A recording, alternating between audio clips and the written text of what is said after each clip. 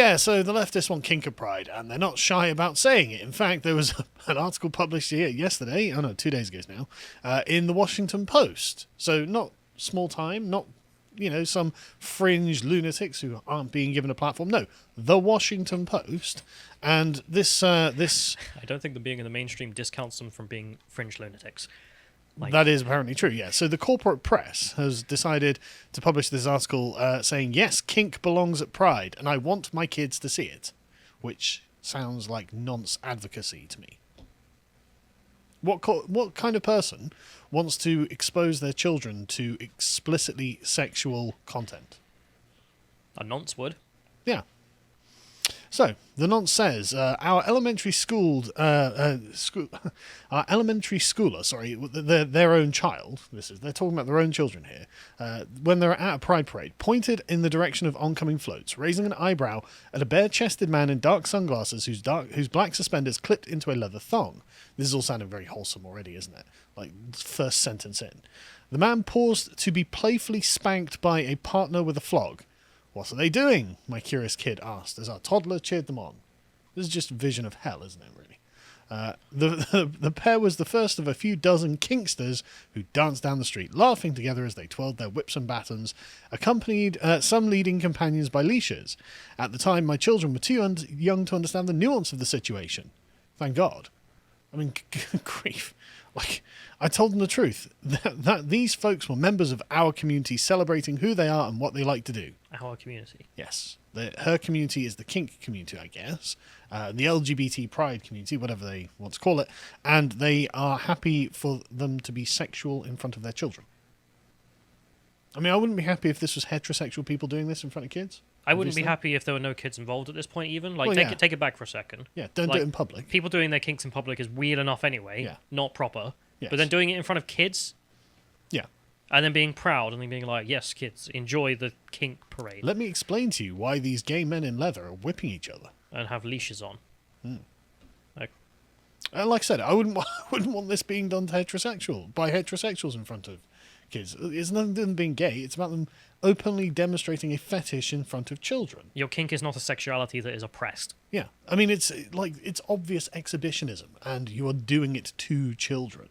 But anyway, the kink community has apparently participated in Pride since its inception, risking their jobs and safety to be authentically themselves in public. It's amazing, isn't it? You can't be authentically yourself in public unless you're exhibiting your fetishes. That's so weird.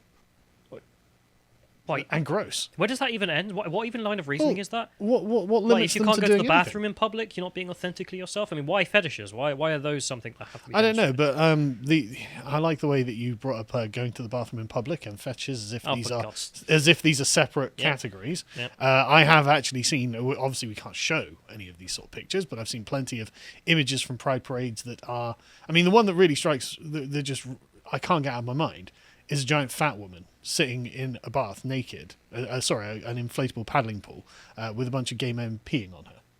They're all naked. In public? In public. Just in the middle of the day in a San Francisco street.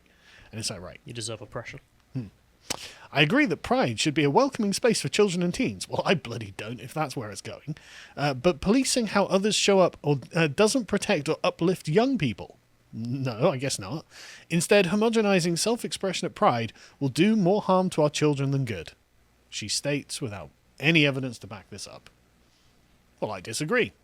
That which can be asserted without evidence can be dismissed without evidence, and I'm dismissing this on the evidence that I don't think that you should be sexualizing children.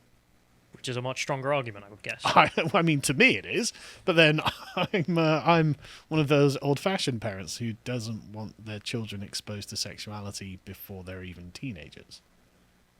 My toddler cheered them on. Yes. Okay. If we want our children to learn and grow from their experiences at Pride, we should hope they'll encounter kink when they attend. This is just pure nonce advocacy here. Why would you want... I don't know. How else can they learn about the scope and vitality of queer life? If they can't watch gay men getting it on in the middle of the street, how else are they going to know about queer life, Callum?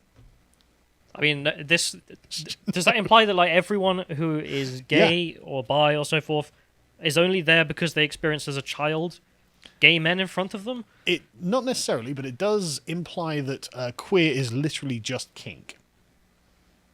Right. If we can't exhibit our fetishes, we're not queer, is essentially what she's saying there. Now, I don't agree with that. I'm sure that there are queer people who can be completely normal in everyday life and then go and have the private life that they want. There's the difference between, as Douglas Murray points out, gay and queer. Yeah, I suppose so, yeah. You know, there's gay people, bi people, lesbians, they're just people. Yep. And then being their sexuality is part of them. And then there are the queers, as Douglas Murray would say, and he's like, those are the people where their entire personality and life is just their sexuality. And that's apparently And their they want fetishes to too. Parade it in public.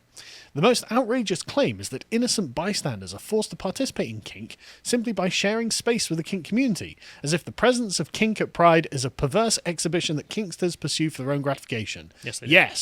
Yes, it is, and you know that it is. Why else are they doing it? Yeah, exactly. Because they hate it? Exactly. Like- Why, exactly. Why else can't they just do it in private? You know, no, they've got to do it in a public street in the middle of the day. Why would they do it if they're not getting gratification? If they're de-gratified from it, if they're not getting anything out of it, why would you do it? Don't know how to explain it. But she says, kinksters at Pride are not engaged in sex acts, and we cannot confuse their self-expression with obscenity. Yes, they are, and yes, we can. Any other questions? Like, when a guy in leather is smacking the arse of his friend with a whip, yeah, that's a sexual act, okay? That's a sexual act. End of story. Why do we even have to defend this? What's this weird Mott and Bailey as well? Yeah, well, we should expose them to sexual acts, but also there's no sexual act. Yeah, exactly. Yeah, gaslight us at the same time. If this all sounds familiar, it's because anti-kink rhetoric echoes the same socialized disgust people have projected onto other queer people when they claim our love is not appropriate for public spaces. Nobody's love is appropriate for public spaces. I don't know why. Oh yeah, all those heteros just out in the street. Just look at them, all having sex in the middle of the street with the women that no. It's illegal. Yeah, Like, it's literally even if you're illegal. hetero, like, are you going to say that hetero people are oppressed by the anti-obscenity laws that you can't Yeah. give someone a blowy in the middle of the beach? Like, what are you talking about? Yeah, I mean, I don't want to end up like Dubai or anything, but like, you know, there's a time and a place, and the middle of the street during the middle of the day when there are a bunch of kids wandering around, doesn't matter what your sexuality is, that ain't it. That ain't it, Chief. And I love the way that they've effectively got to the point where it's like, look, if we can't perform degenerate sex acts in public, you're prohibiting queer public displays of affection. It's like, no, have a kiss on the lips, that's fine. You know, hold hands, that's fine. Don't start fingering each other in the middle of the street if that's all right. I mean, I Get know a you. room? Yeah, get a room. Yeah, exactly. This is Washington Post. Like, this is not like some fringe Pink News or something like this. Like, Pink News haven't even published something this, like, overt. Children who witness kink culture are reassured that the alternative experiences of sexuality and expression are valid, no matter who they become as they mature, helping them recognize that their personal experiences aren't bad or wrong, and they aren't alone in their experiences. Right, okay, so what you're saying is if a bunch of adult men or women sexualize a bunch of children, you're saying that's not bad or wrong. Wrong, pedo. End of story. Like, I can't just... She literally wants to see kids watching adults engaging in sex. What else is there to call that? Nonce advocacy. And no, a nonce amnesty. That's the thing. That's what she's suggesting, saying, look, all these people who want to be exhibitionists in front of children, you know, and sexualize themselves in front of children, that's fine, and you should all be fine with it. And it's like, no, Baz from North FC is going to have real problems with this, and I really agree with him on that. But I also want to mention, like, loads of gay people and so on and so forth are also like, no, get out. Obviously, yeah. We'll get to all of this, right? Because there are of course lots of people on the other side in the queer community who are like, no. But anyway, including Kink in Pride, opens space for families to have necessary and powerful conversations with young people about health, safety, and consent. And we'll talk about consent in a bit. And most uniquely, pleasure. Want to talk to your parents about gay pleasure? No. No, I'd really rather not. Are you sure? Yeah. Kink visibility is a reminder that any person can and should shamelessly explore what brings joy and excitement. Your feelings are disgusting and wrong, and the answer is no. We don't talk to our children enough about pursuing sex to fulfill carnal needs that delight and captivate us in the moment. God, no. I don't want to talk to my parents about that. Why do I have to talk to my parents about that? That's not even like, let's have the talk. No. We don't talk enough to our children about their carnal needs and pleasures. Listen, little Jimmy. Mummy needs to talk to you about her carnal pleasures. Oh, God, please no. But no, the wording there is not about mummy's carnal pleasures. It's about the child. Well, that's about our about pursuing sex to fulfill carnal needs that delight and captivate us in the moment. So I assume I think she's including the children, though. The probably. way the rest of this article is phrased. Yeah, exactly. I was going to say, well, charitably we could say she's talking about herself, but I mean, this is full on. So I mean, who knows? If we're afraid to talk about kink with our children, we prioritize the status quo of not sexualizing children. Which, I mean, yes, sanitizing and censoring their access to information about appropriate and normal self-expression. Right, okay, so now we're on the free speech argument. What? Hang on. If you don't let us spank each other in front of your children, you're censoring us. Just Chad, yes. Just why not? Yeah, okay. Turns out I'm full censorship now. Yeah, I didn't want it to be this way, but Yeah, no sex in front of my kids. I don't care if we get it straight. Yeah, end of story. But anyway, the status quo is, of course, concerned with preserving the innocence of children from the sordid desires of adults, if that's okay. Kink embodies the freedom that Pride stands for, reminding attendees to unapologetically take up space as an act of resistance and celebration, refusing to bend to social pressure that asks... Like, what? There's no, like... Anti-paedophile laws? Death gangs walking around killing leather fetishists? Like, this isn't happening. What are you talking about? It's resistance and celebration. Refusing to bend social pressure that asks us to be presentable. That's right. Being presentable is now awful. That's a value I want my children to learn. Affirming the kink community helps our children to love themselves and others with courage and resilience. What total horse. Not even... just... But the most remarkable thing, of course, that's the Washington Post. I mean, you've got... Democracy dies in darkness. I can see at the top. So, I mean, this wasn't the only article, of course. You've got the San Francisco Examiner, a Saul Sugarman, which is presumably a pseudonym, who says, in more than 7 parades that I've been part of in San Francisco, I've not once witnessed nudity, let alone supposed raucous sex act that would scar the eyes of children. Yes, there are also leather daddies, porn actors, and other scantily clad attendees, but I'd wager to guess that this isn't what critics mean when they say no kink at Pride and think of the children. No, that's exactly what we mean. That's exactly, like, word for word. What else could they? Like, sorry, what do you think we mean? This is funny as well. I met a guy in the pub a while back who was Irish, and he went over to San Francisco, and he was quite left-wing, he was pro-Palestine, all this stuff, and then when we talked about Pride at San Francisco, he turned to me and went, degeneracy. It's just like this left-wing guy's just like, no, never again. Well, that's basically what Rose McGowan's point was. Apparently, she tweeted out in 2014 that... drew the ire of the LGBT community. I see now people who have basically fought for the right to stand on top of a float wearing an orange Speedo and take Molly, and that's really what the latest squabble is all about. It's that many attendees are expressing themselves and enjoying the event in ways in which others don't want to indulge. Yes, that's the point. You are doing things that are inappropriate to be seen in public because there are children in public and presumably people who are a bit more faint-hearted than you guys, and perhaps there should be a limit on just how much you indulge. But I love, and I love this last line, just keep them away from the Folsom and Door street fairs, which are definitely for adults only. So you accept that Pride is a degenerate sex fest that shouldn't be used to be an 18 plus only space. Yes. The kind of thing you would put 4 walls around and a roof to make sure that people can just wander upon it. Yeah. And you want to do it on a street. Yeah. So, I mean, for this kind of thing to be legal, you do have to do it indoors normally. Yeah. But for some reason, San Francisco's like, no, that's fine. Well, a strip club's going to be out and be like, what about our rights? Yeah, and for some reason, I mean, this has been a hot issue. There's been loads of, the minor sort of fringe outlets going, oh, yeah, look at the history of kink at Pride. Look at all these guys. Definitely not doing stuff that's sexual in public. And it turned out the woman who invented Pride was a kink fetishist. So there we go. How do you separate the things? Brenda Howard was dubbed the Mother of Pride for her work coordinating the very first Pride March. She was involved in many activist organisations and is pictured here marching with TES. Hashtag Pride Month, hashtag New York Pride, hashtag Leather Belongs at Pride, hashtag Kink Belongs at Pride. So, she's wrong. Well, she organised it, so... She's still wrong. This, of course, is not new, with the left trying to sexualise children, as you might imagine. I mean, in the 70s and 80s, there was an organisation in Britain called the Paedophile Information Exchange. This was, as Wikipedia tells us, a pro-paedophile activist group founded in October 1974, disbanded in 1984. So this lasted 10 years, right? the organization had something like 250 members, and one of the people who supported it was Labour's Harriet Harman. Between 78 and 82, she was the legal officer for the National Council for Civil Liberties.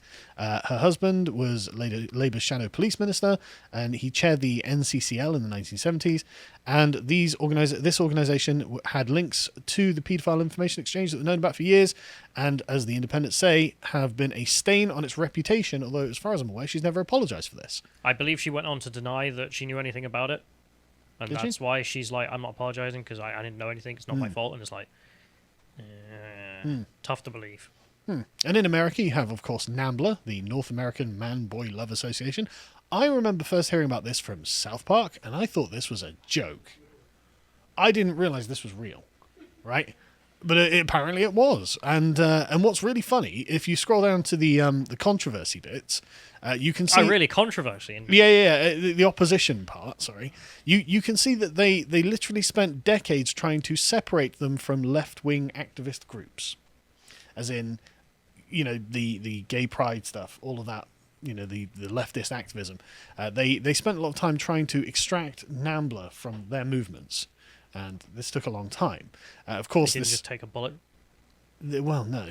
But anyway, this, of course, is followed by recent revelations of Michel Foucault, French, I don't know. But apparently he was a paedophile and he abused boys in Tunisia. Apparently, according to one chap who knew him, a chap called Sorman, I can't remember his first name now, they were 8, 9, 10 years old, and he was throwing money at them and say, let's meet at 10 p.m. in the usual place. And this was apparently a local cemetery. And then he would have sex with the boys on the gravestones, and the question of consent wasn't even raised. Of course, he says Foucault could never have done this. He wouldn't have dared to do this in France. There was a colonial dimension to this, a white imperialist dimension to this. Yeah, okay, let's blame it on imperialism.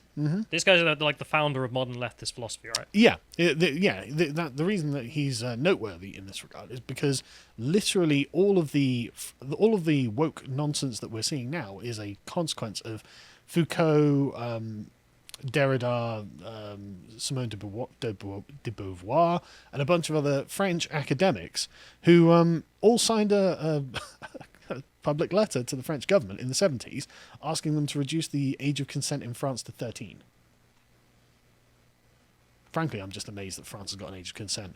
But their argument being that we as socialists think that that's a barrier to inclusion, or what? Basically, yeah. So...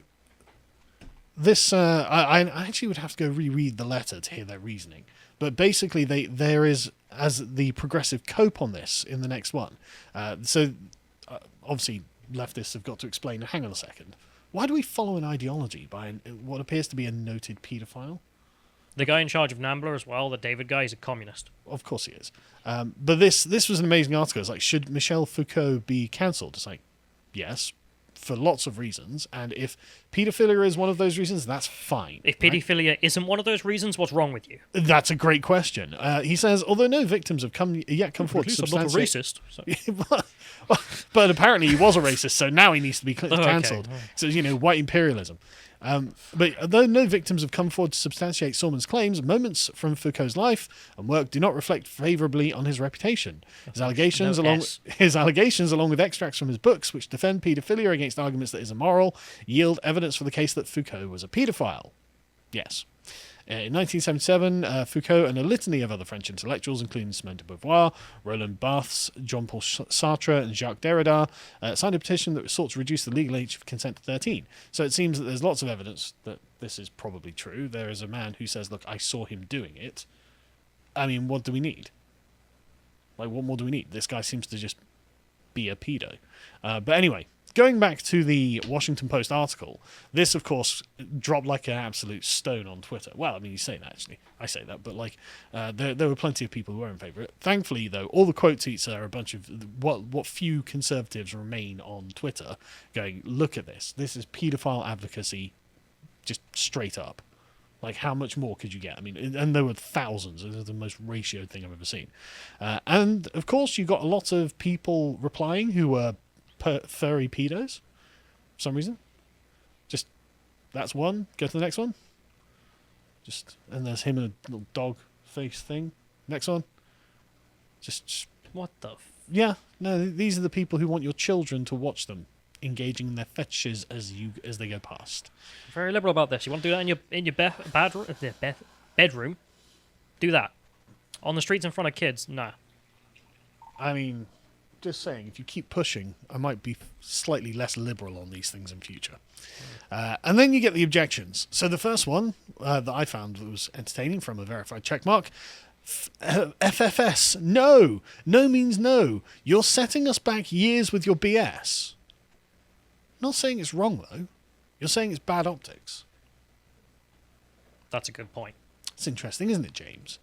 And then, but you do actually finally find some people who are making an argument from a left-wing position. But even then, I kind of have problems with this argument. So this one was quite good. The kink community bangs on about how consent makes violence, inequality, humiliation, and so on a-okay, and how nobody should question what adults do in private, then wants to inflict kink on kids and the unconsenting public. Thinking face. Exactly. If we go to the next one, kink is for adults. Again, another verified checkmark. Consent is part of kink. Why would you say this? You are doing more damage to pride than you will ever know from a transsexual kinky man. Okay, that's fair, and they have got a reasonably morally defensible position. If kink is if a core component of kink is consent, and I agree that it seems that that's fair. That's that's the thing that it keeps it not like pushed off to the side for all time, right? That's fine. But notice how the appeal here is to the sanctity of kink itself. You are degrading the concept of kink by excluding consent from it, because of course the public and children are not consenting to this. But he's not appealing to the sanctity of children, which implies that if somehow they could agree that kids were consenting to this, then it would all just be fine. Isn't that literally what Desmond is amazing or whatever is? Yeah. Where it's like, oh no, he's consenting to this. He's a child. Yes. And so there's no concern to the damage that it does to children to interfere with them sexually at such a young age. No, it's about now whether kink is being properly represented and preserved and protected. So I guess the next one was just a conservative, Ali Beth Stuckley, who I saw on Twitter, and she makes a great point. So now that showing little kids kink at Pride is apparently mainstream enough to be written about in the Washington Post, can someone on the left tell me at what point the slippery slope stops? What logical or moral obstacle stands in the way of progressives openly celebrating paedophilia? Well, nothing. And they've done this in decades past, and it's all coming back around because, of course, the father of your ideological position nothing stopped him. Yeah, exactly. He was a paedophile. And there's the point is there's nothing stopping them because the left's drive to abolish all kinds of barriers. Well, this is probably going to be the last barrier. If you enjoyed this segment from the podcast of the Lotus Eaters, you can watch the full broadcast live every weekday at 1 p.m. UK time on lotuseaters.com.